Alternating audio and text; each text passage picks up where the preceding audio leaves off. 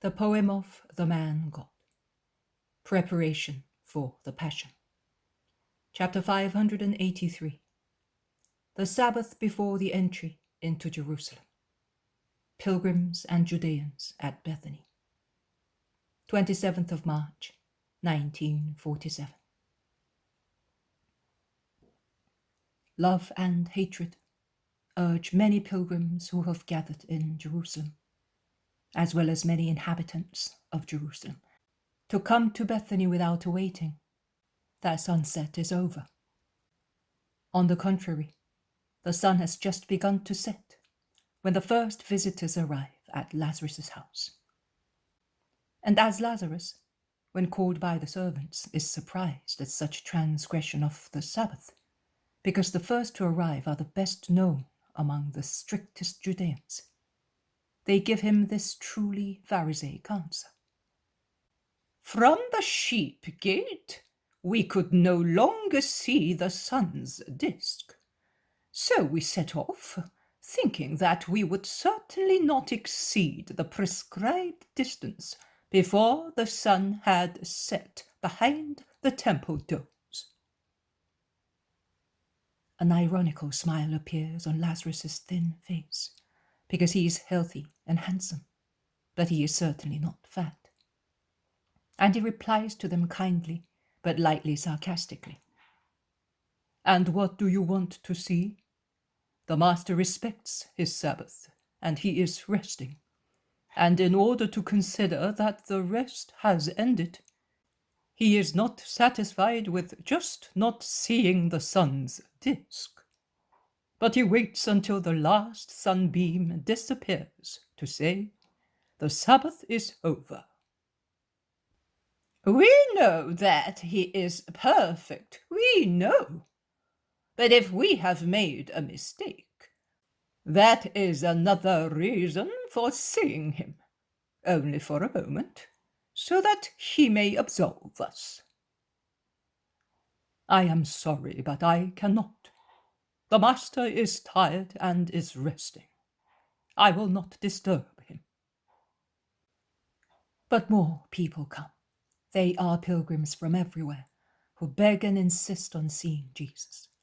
Hebrews are mingled with Gentiles, and proselytes with the latter. They watch and scan Lazarus as if he were something unreal. And Lazarus puts up with the annoyance of such unsought celebrity, replying patiently to those who ask him questions. But he does not order the servants to open the gate. Are you the man raised from the dead? Asks one who, by his appearance, is certainly of mixed race, because he has only the typical, rather big hooked nose of the Jews, whereas his accent and the style of his garments indicate that he is a foreigner. I am, to give glory to God who raised me from the dead, to make me a servant of his Messiah. But was it true death? Ask other people. Ask those Jewish notables. They came to my funeral, and many were present at my resurrection. But what did you feel? Where were you?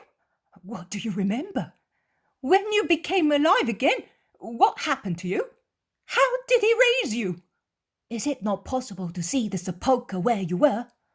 What did you die of? Are you really well now? Have you no longer the marks of the sores? Lazarus tries to reply to everybody patiently.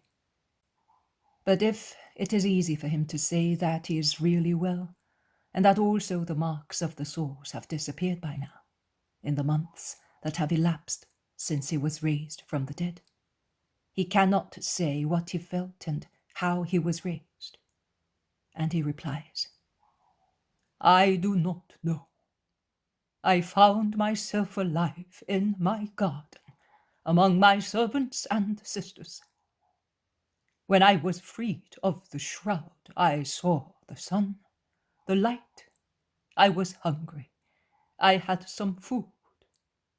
I enjoyed life and the great love the rabbi had for me.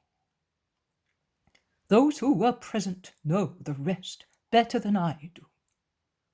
There are 3 over there who are talking, and 2 there who are just arriving.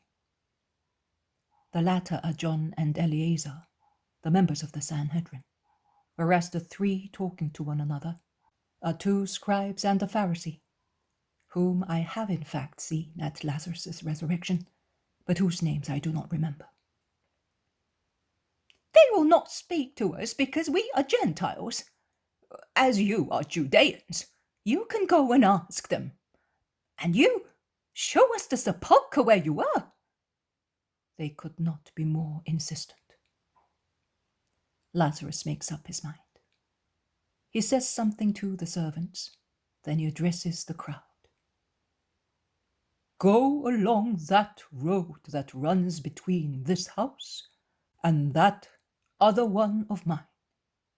I will come and meet you to take you to the sepulchre, although there is nothing to be seen except an opening in the layer of rock. It does not matter. Let us go. Lazarus, stop. Can we come as well? Or are we forbidden what strangers are allowed? Asks the scribe. No, Archelaus, you may come if you do not think that you will be contaminated by approaching a sepulchre. It will not contaminate us, because there is no dead body in it. But there was one for 4 days. One is considered unclean for much less in Israel. You say that one is unclean when one's garments just grazes someone who has touched a corpse. And my sepulchre still puffs whiffs of death, although it has been open for such a long time. It does not matter. We will purify ourselves. Lazarus looks at John and Eleazar, the 2 Pharisees, and says to them, Are you coming as well? Yes, we are. Lazarus goes quickly towards the side, delimited by hedges as tall and thick as walls, and he opens a gate enclosed in one of them. And he looks along the road leading to Simon's house, beckoning those who are waiting to come forward. He leads them towards the sepulchre. Rose bushes in bloom are arched over the entrance, but are not sufficient to suppress the horror emanating from an open tomb. On the slanting rock under the flowery arch, one can read the words, Lazarus, come out. The evil-minded visitors see them at once and ask immediately, Why did you have those words carved there? You should not have done that. Why? In my house I do what I like, and no one can accuse me of sin if I decided to have fixed on the rock, so that they are indelible, the words of the divine cry that gave life back to me. When I shall be in there, and I shall no longer be able to celebrate the merciful power of the Rabbi, I want the sun to read them still there on the rock, and the plant to learn them from the winds, birds and flowers to caress them, continuing thus on my behalf to bless the cry of the Christ who raised me from the dead. You are a heathen. You are an impious person. You are cursing our God. You are singing the praises of the witchcraft of Beelzebub's son. Be careful, Lazarus. I remind you that I am in my house, and that you are in my house, and that you have come without being invited, and for worthless purposes. You are worse than these people who are heathen, but they recognize a God in the reviver. Anathema, like master, like disciple, how let us go away from this impure cloaca. Corrupter of Israel, the Sanhedrin will remember your words. And Rome, your conspiracies. Get out! Lazarus, who is always mild, remembers that he is the son of Theophilus, and it drives them away like a pack of dogs.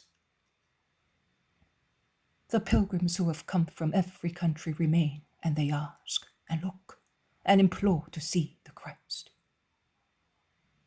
You will see him in town, not now. I cannot. Oh, but is he coming to town? Really? Are you not lying? Is he coming even if they hate him so much? He is coming. Go now and do not worry. See how peaceful is the house. Not a person is to be seen, not a voice to be heard. You have seen what you wanted to see. The man risen again, and the place of his burial. Go now. But do not allow your curiosity to be unfruitful. May the fact that you have seen me, the living evidence of the power of Jesus Christ, the Lamb of God, and most holy Messiah, lead you all on his way. Because of this hope, I am glad that I was raised from the dead. Because I hope that the miracle may rouse the doubtful and convert the heathen, convincing them all that one only is the true God, and one only is the true Messiah, Jesus of Nazareth, the Holy Master. The crowds disperse reluctantly, and if one goes away, 10 more come, because new people arrive continuously. But with the help of some servants, Lazarus succeeds in pushing everybody out and closing the gates.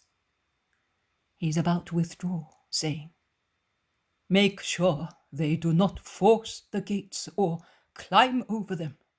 It will soon be dark, and they will go to their soldiers." When he sees Eleazar and John come out from behind a myrtle bush. "What? I had not seen you, and I thought, do not send us away. We hid behind thick bushes not to be seen. We must speak to the Master. We came, as we are not so suspected as Joseph and Nicodemus are. But we would not like to be seen by anybody except you and the Master. Are your servants trustworthy? In Lazarus' house the custom is to see and hear only what is pleasing to the landlord, and to know nothing for strangers. But come along this path between the 2 hedges of vegetation, darker than a wall." And he leads them along the path running between the double impenetrable barrier of boxes and laurels. "Wait here. I will bring Jesus. Let no one know. Be not afraid." The wait is a short one. Jesus, all white in his linen tunic, soon appears on the path, darkened by the intertwined branches. And Lazarus stops at the end of the path, as if he were on guard or out of prudence. But Eleazar says to him, or rather beckons to him, "Come here." Lazarus approaches them, while Jesus greets the 2 who pay their deep respect to him. "Master, and you, Lazarus, listen. As soon as the news spread that you had come and were here, the Sanhedrin met in Caiaphas' house. Everything they do is abusive, and they have decided. Do not entertain illusions, Master. Be wary, Lazarus. Do not let the feigned peace or the apparent somnolence of the Sanhedrin deceive you. It is all pretense, master. A simulation to attract you and capture you without the crowds getting excited and preparing to defend you. Your fate has been decided, and the decree will not be changed. Whether tomorrow or in a year's time, it will be accomplished. The Sanhedrin never forgets its revenges. They wait. They know how to wait for the favorable opportunity. Then, and you too, Lazarus, they want to get rid of you, capture you, and suppress you. Because through your fault, too many are leaving them to follow the Master. As you said, with the right word, you are the evidence of his power, and they want to destroy it. The crowds soon forget, and they are aware of that. Once you and the rabbi disappear, many passions will die down. No, Eleazar, they will blaze up, says Jesus. Oh, Master, but what will happen if you are dead? To what avail with faith in you blaze up, even if that were to happen, if you are dead? I was hoping to be able to tell you only one happy thing and invite you. My wife will soon give birth to the son who is thriving through your justice, as you brought peace again to two stormy hearts. He will be born by Pentecost. I would like to ask you to come and bless him. If you enter under my roof, no misfortune will ever be in it, says John the Pharisee. I give you my blessing now. Ah, you do not want to come to me. You do not believe that I am loyal. I am, Master. God sees me. I know. The fact is that I shall no longer be with you at Pentecost.